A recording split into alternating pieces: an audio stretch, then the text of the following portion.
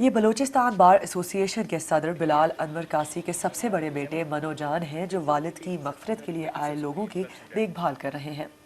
ان 4 بہن بھائیوں کے سر سے باپ کا سایہ اس وقت چھن گیا جب گزشتہ روز 3 نامعلوم افراد نے بلال انور قاسی کو گولیاں مار کر موقع پر ہی ہلاک کر دیا۔ It was a shocking news for me, for my family, for his family.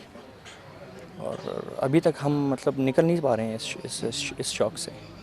I'm still میں I wonder کہ وہ کہیں نہ کہیں سے بھی آ جائیں گے، ہم ان کی آواز سنیں گے۔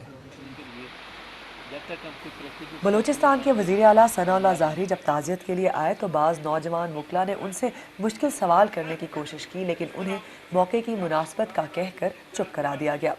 وزیر اعلیٰ یہ تسلیم کرنے سے انکار کر رہے ہیں کہ بلال انور قاسی یا اس کے بعد ہونے والا دھماکہ انٹیلیجنس کی ناکامی ہے۔ انٹیلیجنس فیلئر نہیں ہے، دیکھیں یہ جی میں سمجھتا ہوں کہ انہوں نے ٹریپ کیا ہے ہمارے وکلاء کو، اور انہوں نے ٹارگٹ کلنگ کی ہے۔ ہائی کورٹ بار جو کونسل کے صدر ہے ان کو انہوں نے ٹارگٹ کلنگ کی ان کی۔ یہ پہلا واقعہ نہیں ہے کہ سینئر لائر جو ہے وہ ان پہ اٹیک کیا گیا، تو آپ اس کی روک تھام کے لیے کیا کریں؟ جی میں تو بالکل لگا ہوا ہوں، کوئی بے بس نہیں ہے ہم۔ دیکھیں میں آج خود ایک گلی میں جا رہا ہوں، میں خود ایک گلی میں پھر رہا ہوں، کوئی ہم بے بس نہیں ہے، کوئی وہ نہیں ہے، لیکن ہم کنفلکٹ زون میں رہ رہے ہیں۔ یہ کوئٹہ سول ہاسپٹل ہے اور یہ وہ جگہ ہے جہاں پر گزشتہ روز ایک خودکش بمبار نے اپنے آپ کو دھماکہ خیز مواد سے اس وقت اڑایا جب وکلاء بلوچستان بار ایسوسی ایشن کے پریزیڈنٹ کا جنازہ لے کر یہاں پر پہنچے۔ ہلاک ہونے والوں میں کم از کم 55 وکلاء ہیں اور وکلاء نے اس واقعے کے خلاف ملگیر ہڑتال کا بھی اعلان کر رکھا ہے۔